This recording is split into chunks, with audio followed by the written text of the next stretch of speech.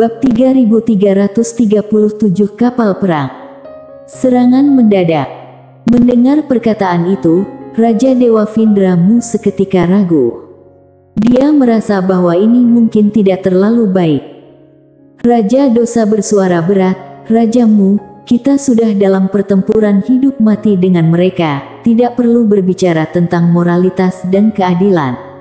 Lakukanlah." Dengan itu, dia langsung meluncur ke arah Mileye yang berada di kejauhan. Melihat situasi ini, Raja Dewa Vindramu ragu sejenak, lalu juga meluncur keluar.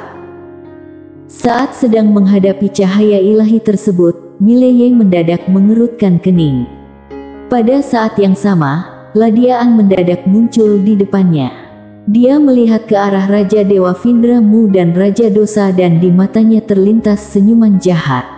Tanpa ragu, dia mendadak berteriak marah dan menusukkan tombaknya. Seketika, seakan-akan banjir sinar tombak mengalir keluar dari ujung tombaknya. Dentuman keras.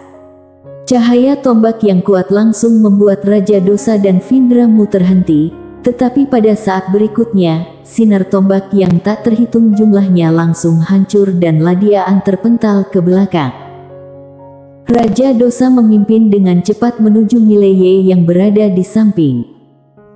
Pada saat yang sama, seorang tua mendadak muncul di depan Mileye.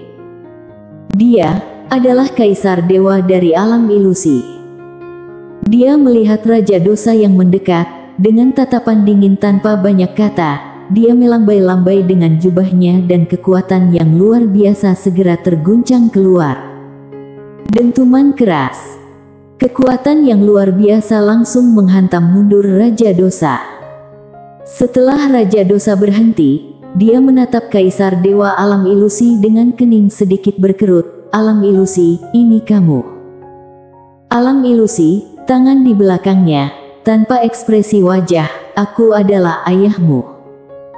Mendengar itu, ekspresi wajah Raja Dosa berubah drastis. "Kamu berani." Setelah suara itu reda, Mileye langsung meluncur menuju alam ilusi, menyerang dengan tinjuan penghancur gunung. Alam ilusi melemparkan pandangan merendahkan saat dia melangkah maju dan melepaskan satu pukulan.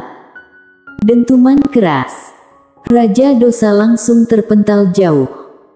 Saat dia baru saja berhenti, Kaisar Dewa Alam Ilusi langsung berlari menuju ke arahnya.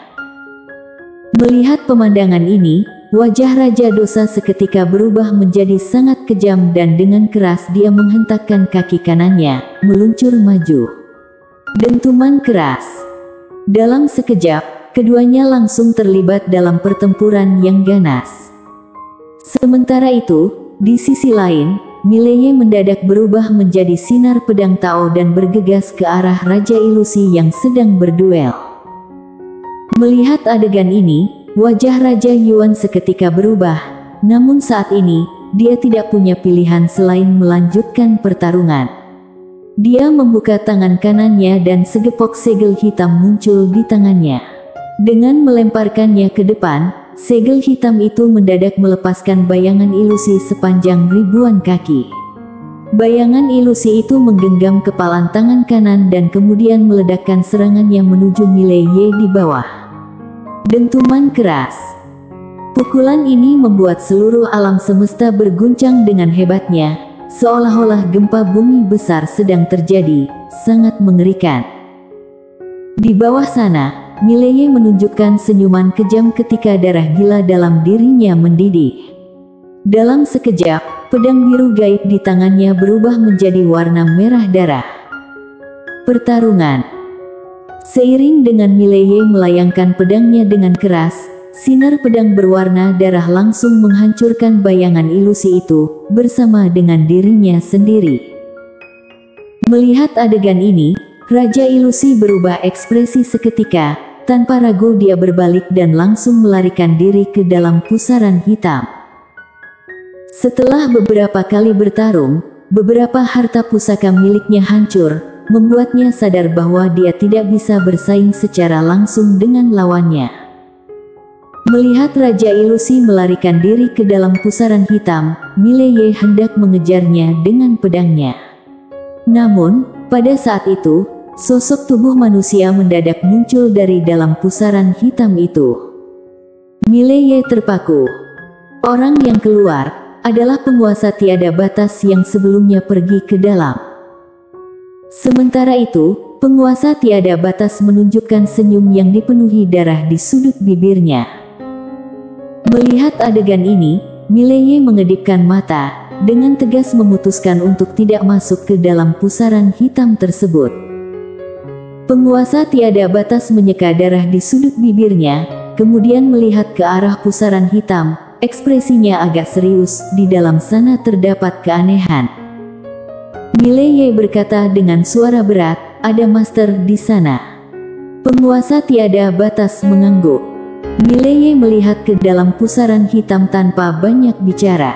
Tanpa basa-basi, dia mendadak melepaskan serangan pedang melalui udara menuju pusaran hitam tersebut. Sebuah sinar pedang langsung menghantam pusaran hitam itu. Dentuman keras.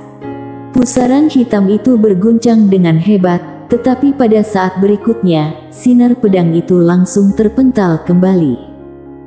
Melihat adegan ini, Mileye terpaku. Penguasa tiada batas berbicara dengan suara berat, "Ada master di dalam sana. Mari pergi, mundur ke aula sendian di alam nyata ilusi." Dengan berkata demikian, dia langsung membawa Mileye kembali ke aula sendian di alam nyata ilusi.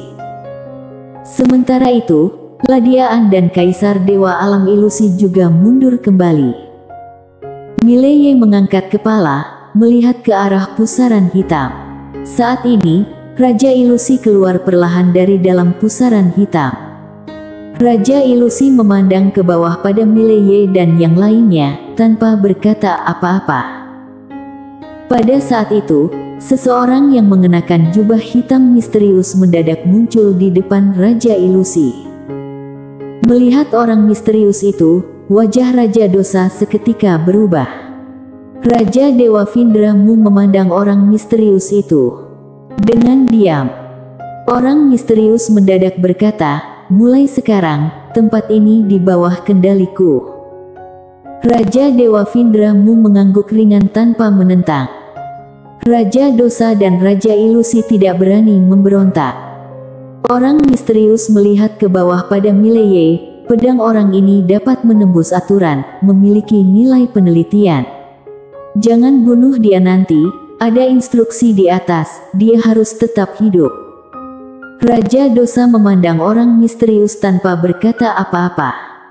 Orang ini tidak mudah ditangkap. Orang misterius mendadak berkata, "Bongkar formasi. Bongkar formasi." Setelah suara itu menggema, pusaran hitam di belakangnya mendadak berguncang hebat. Pada saat berikutnya, sebuah sinar emas memancar keluar dari pusaran hitam tersebut, mengalir ke bawah seperti air terjun yang sangat memukau. Namun, kekuatan yang terkandung di dalamnya sangat menakutkan. Di bawah, Mileye memicingkan mata, telapak tangannya terbuka dan pedang Dewa Nyata Ilusi muncul di tangannya. Dalam sekejap, seluruh aula sendian di alam ilusi sejati di sekitarnya dipenuhi dengan berbagai abjad kuno berwarna emas. Pembentukan besar diaktifkan. Mileye melihat sinar emas yang mengalir turun, mata mereka bersinar dingin dan satu ayunan pedang dilancarkan. Tring! Sebuah sinar pedang mendadak melonjak tinggi dari pedang Dewa Nyata Ilusi. Ketika sinar pedang itu bertemu dengan sinar emas itu bergetar dengan hebat, menunjukkan retakan-retakan halus, tetapi tidak hancur. Sementara itu, sinar pedang Mileye langsung hancur. Melihat adegan ini, wajah Mileye dan yang lainnya menjadi serius. Mileye mendadak melangkah maju, kedua matanya perlahan terpejam. Dalam sekejap, seluruh aula sendian di alam ilusi asli gemetar hebat dan berbagai sinar pedang mendadak melonjak tinggi dari segala arah, kemudian menyerang sinar emas yang bersumber. Suaranya terdengar. Langit-langit secara langsung terkoyak dan hancur. Ketika sinar pedang itu menyentuh sinar emas itu berguncang hebat dan akhirnya pecah. Namun, pada saat berikutnya, wajah Mileye dan yang lainnya berubah drastis. Setelah pecah, sinar emas itu mendadak berubah menjadi berbagai abjad kuno berwarna emas dan setiap abjad kuno itu mengandung kekuatan yang sangat mengerikan. Dentuman keras. Seiring dengan ledakan kekuatan yang mengerikan, sinar pedang yang dilepaskan oleh Aula Sendian di alam nyata ilusi pada saat itu langsung hancur dan lenyap. Pada saat berikutnya, semua abjad kuno berwarna emas langsung menyapu ke bawah menuju Mileye dan yang lainnya. Begitu banyak abjad kuno itu seperti bintang jatuh, merusak segalanya. Melihat adegan ini, Mileye langsung meluncur ke udara. Pada saat dia meluncur ke udara, dalam aula sendian di alam nyata ilusi, berbagai sinar pedang berwarna emas juga melesat ke udara bersamanya. Potong. Seiring dengan teriakan marah yang menggema di langit, sinar pedang meledak dari langit. Tetapi pada saat berikutnya, dari dalam pusaran hitam, puluhan sinar emas kembali turun. Dentuman keras. Dalam sekejap, seluruh dunia di alam ilusi sejati ini bergolak. Dentuman keras. Langit-langit, banyak sinar pedang lenyap.